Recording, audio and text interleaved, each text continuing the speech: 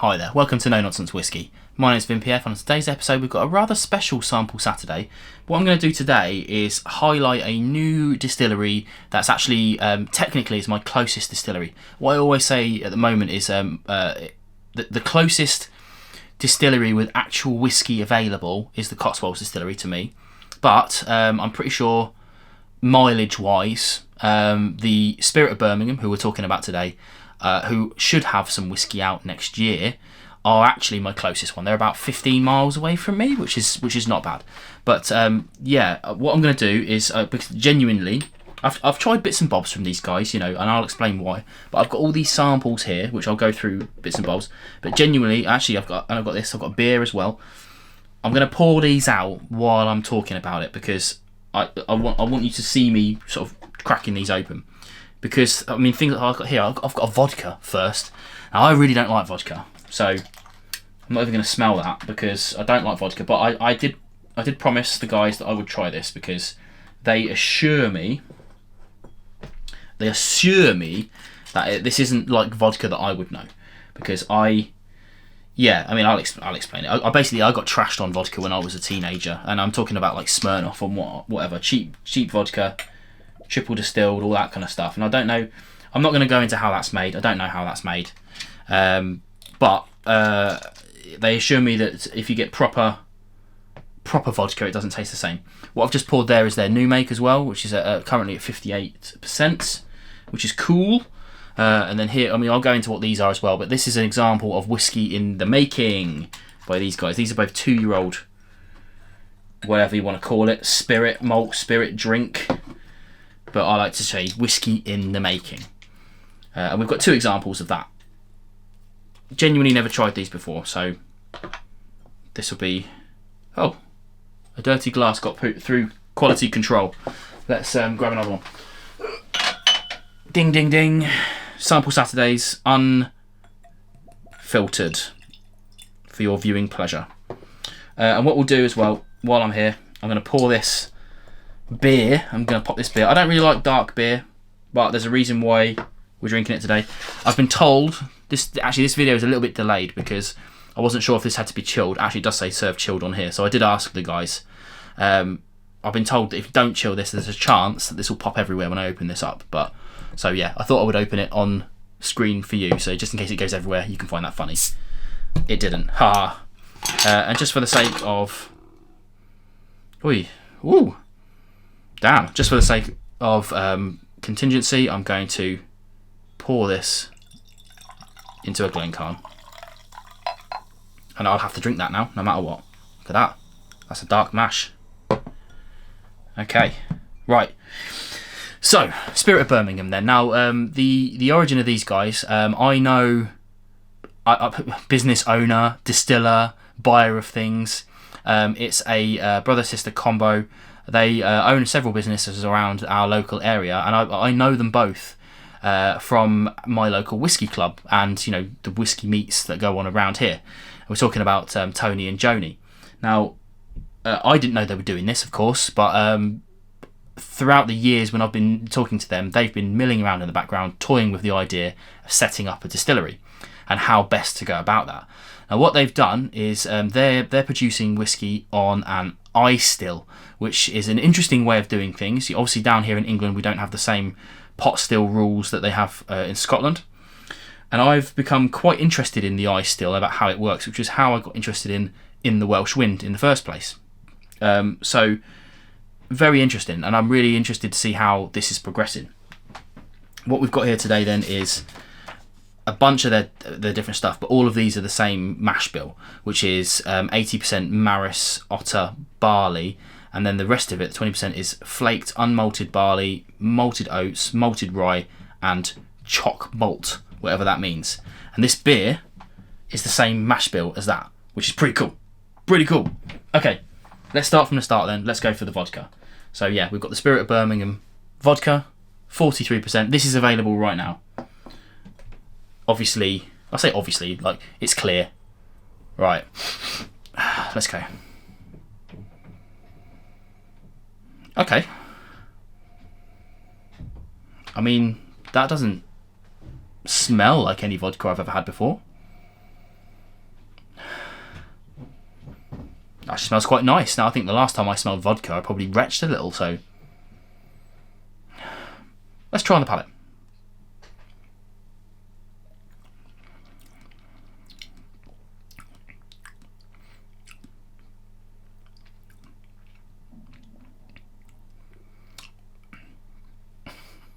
I mean, already speechless right at the start. Right at the back end, I'm getting some vodka-y notes, whatever that means to you. But if I didn't know this was vodka, I will say I'm extremely understudied on basically every other spirit apart from whiskey, and even then I'm pretty understudied on whiskey. So, you know, I mean, I know a little bit about cognac, I know a little bit about rum. Vodka, I know literally nothing about it, apart from that Smirnoff is triple distilled and probably made from potatoes, but then maybe not as well. I do know that vodka can be made from whatever, pretty much. No idea what this is made from. Could be made from the same stuff for all I know. That's nice, man. Don't know what I'm smelling. A little bit of aniseed.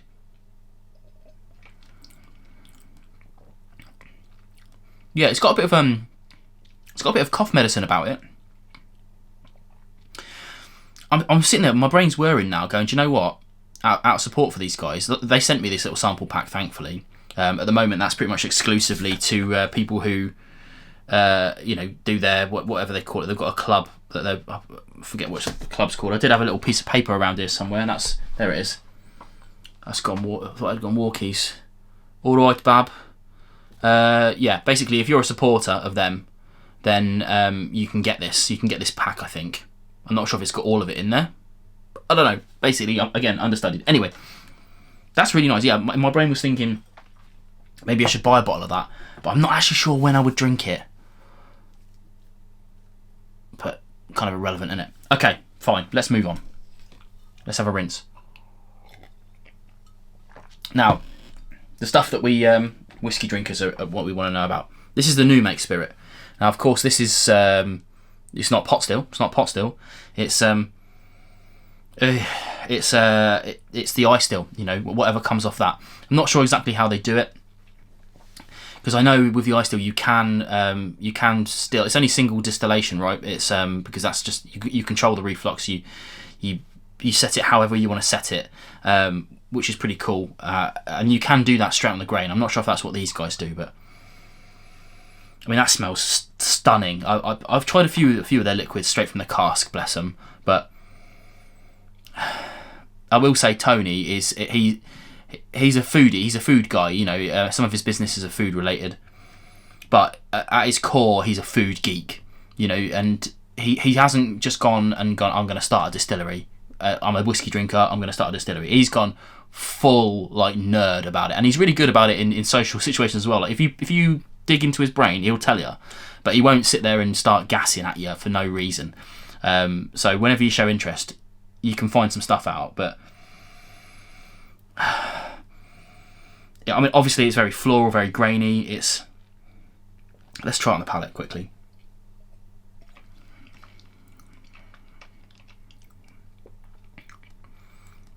It's got this. So usually when I try new make, you get all these incredible floral notes. My mouth is salivating. I love new make spirit.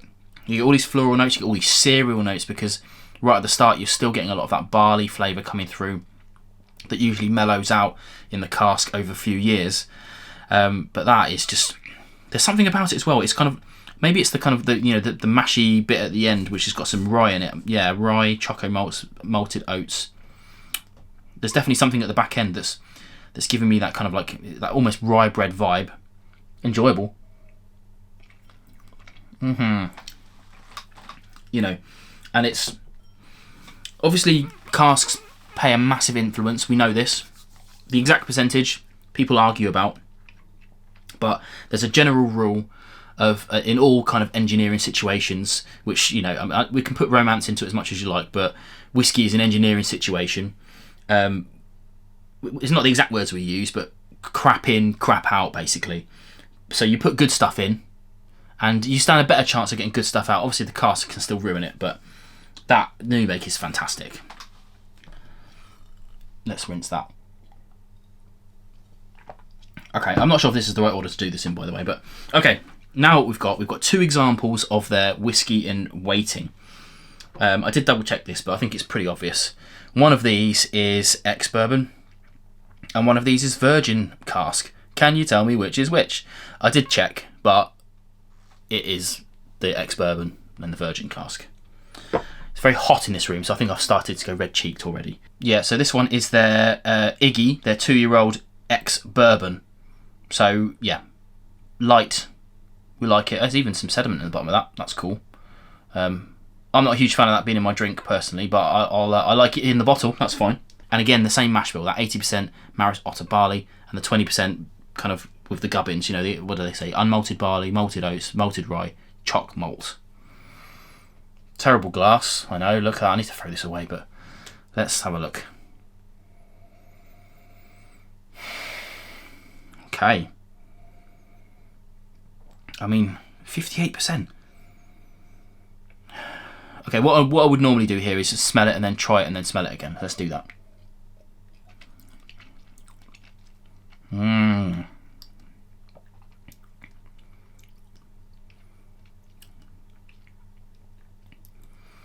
That's my brain ticking over. Whoa, okay. Right, okay, nose. Now the nose is very light and very understated. You're getting some,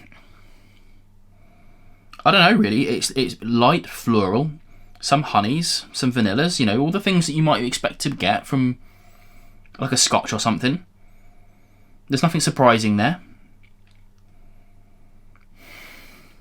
It's almost like a, I don't know, like a classic refill cask Scotch, you know, at high ABV. Let's go back to the palate.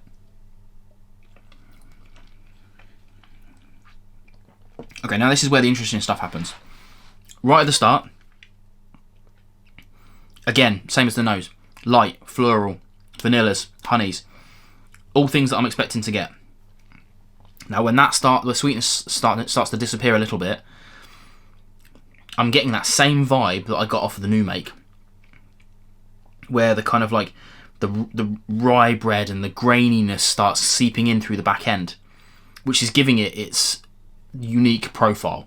Now it would be completely unexpected. If you put this into a blind tasting, you would find yourself very quickly in your comfort zone with the nose and the very first part of the palate, and then out of nowhere this flavour would creep in and your brain would start going, no reference on file, don't know what to put against that, but it's good.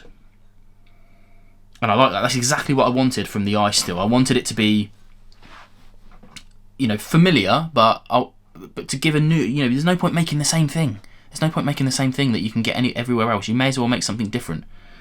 And that's what these guys are doing. I'm just waiting for it. You literally, it's a good 10 seconds. You have to wait for that ABV almost to burn off. And then you get this amazing, I mean, I don't really like rye whiskey, but I like rye bread. But yeah, like I said, my brain doesn't know how to compute it. And you guys know, if you watched enough of these videos, you know that I love that. Right. Okay, and here we have the Heroes, the 2-year-old Virgin Oak, 58%. You can see that obviously that wood has had a bit of influence in there. Let's try it. Let's get onto the nose. Oh wow, that's very different.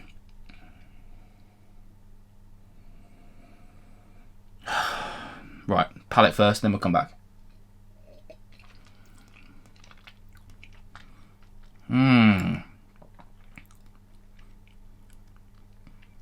Oi, oi, oi.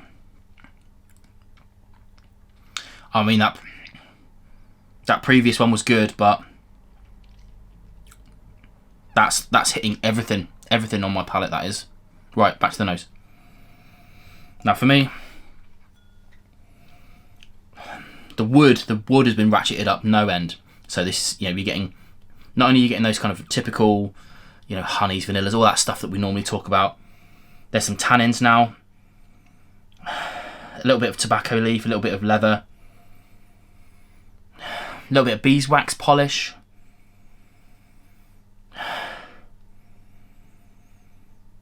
At a push, maybe even some kind of cherry, but, you know, not quite. Let's go back to the palate.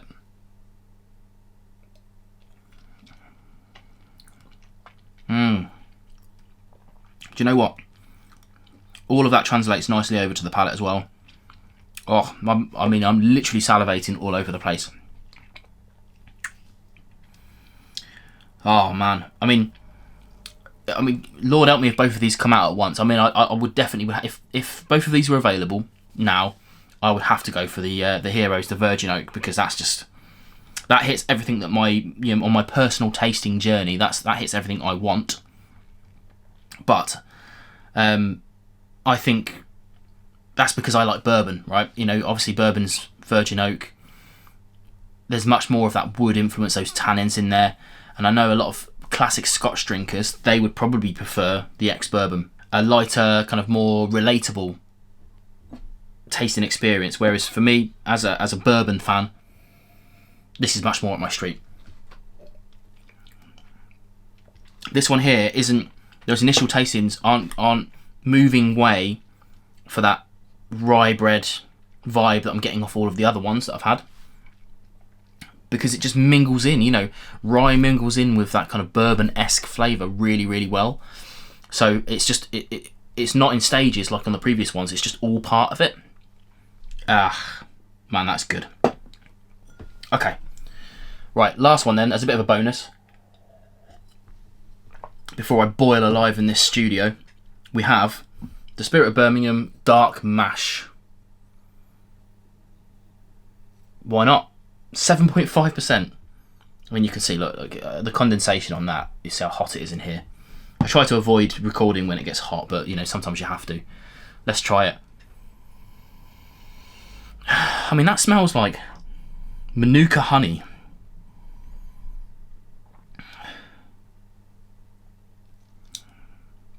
I know you're not really meant to... Oh, it tastes like Manuka honey. Is this what dark mash tastes like? In my head, I'm like, I don't like dark mash, but apparently I do. It's almost like a meady kind of honeyness to it. Yeah, I know I'm not meant to drink it out of a Glencairn, but whatever, man. Here we are.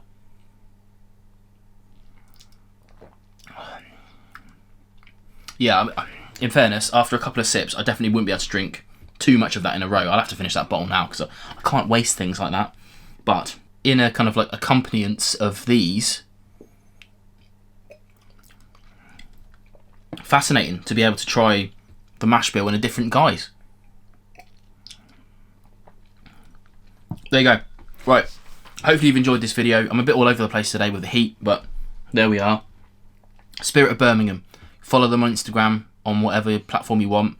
Get them on your radar, because they've been squirreling away making whiskey that's hopefully going to be out next year, or, you know, whenever it's ready. Basically, they know what they're doing, is all I'm saying.